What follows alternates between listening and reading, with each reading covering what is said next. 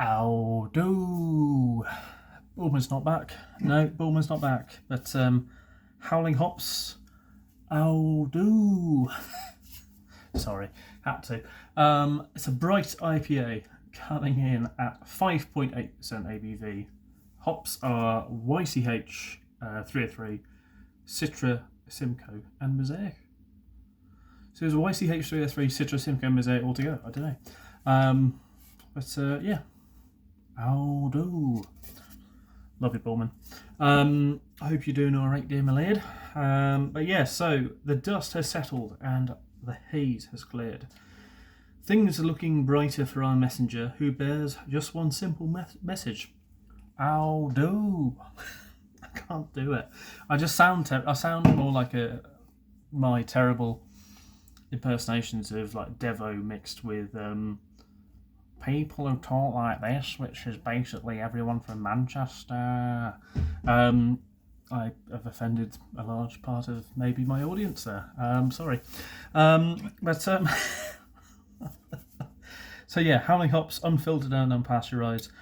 Hops love, fridges, store cold, drink fresh, vegan friendly. So I think this is one of the last cans I've got, like a porter. I had the stout the other day. I had a double IPA the other day. Not double IPA. It wasn't double IPA. It was an IPA.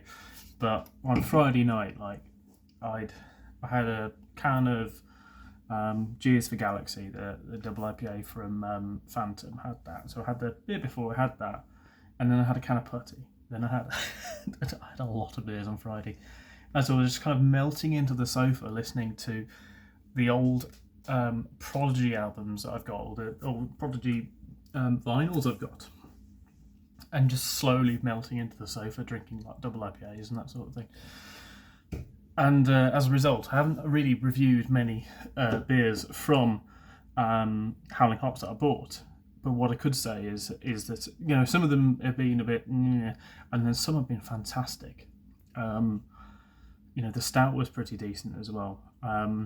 And that IPA, it was like 7.2% or something like that IPA, and that was pretty bloody banging. If you're going after like a double IPA, you know, Gears for Galaxy, which is probably one of my double IPAs of last year, or was my double IPA of last year in terms of the rating, and then you have Putty, and then you have that, and it's still holding up against them. It says that it's, you know, it's doing pretty well. So hopefully this jobber is going to be nice as well. But bright IPA, so expecting nice and crystal clear and that sort of thing.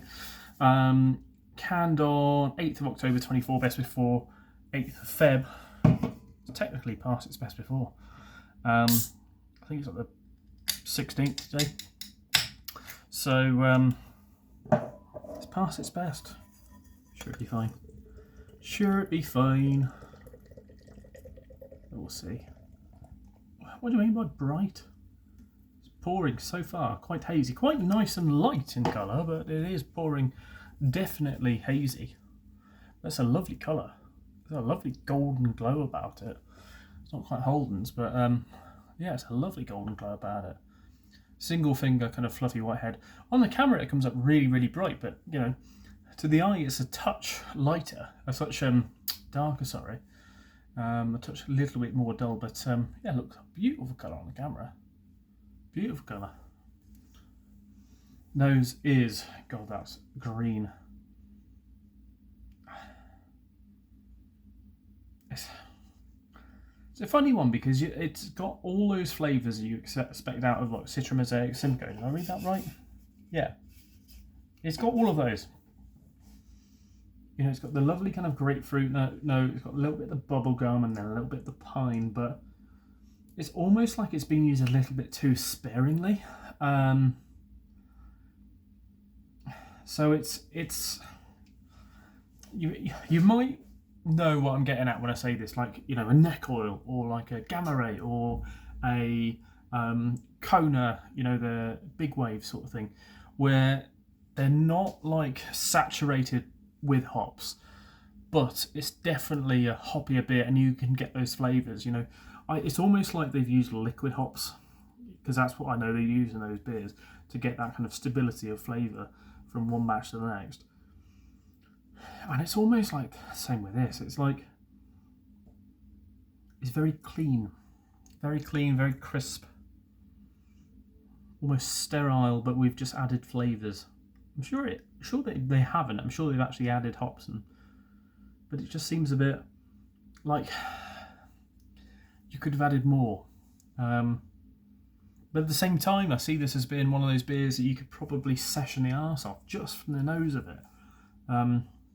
We'll dive in though and see what it's like. Cheers.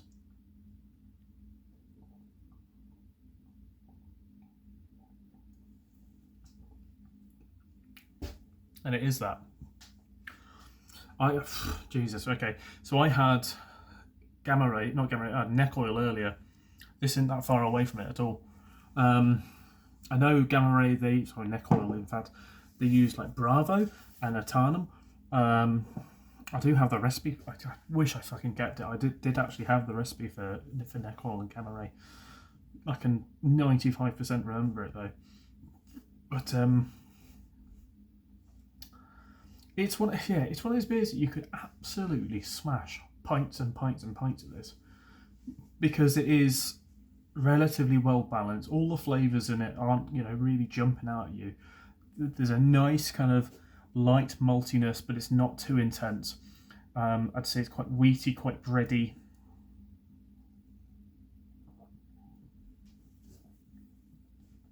It's like the sort of pale ale that, I'll tell you what, I'd be proud to have brewed this sort of thing, because you've created something that is a very high drinkability factor. Very high drinkability factor. You could have a few of these very, very easily. But I don't think it's like world beating in terms of, the crazy sort of flavours in it. I don't think it's that at all. It's not going to be that. But it does deliver so well on the actual hoppy sort of flavours it's got. Maybe a touch more herbal, vegetal flavour than say like a neck oil. But also this is 5.8%. Much rather have a couple of these than a fucking neck oil and pay £6 fucking 60 for it, like earlier. Jesus.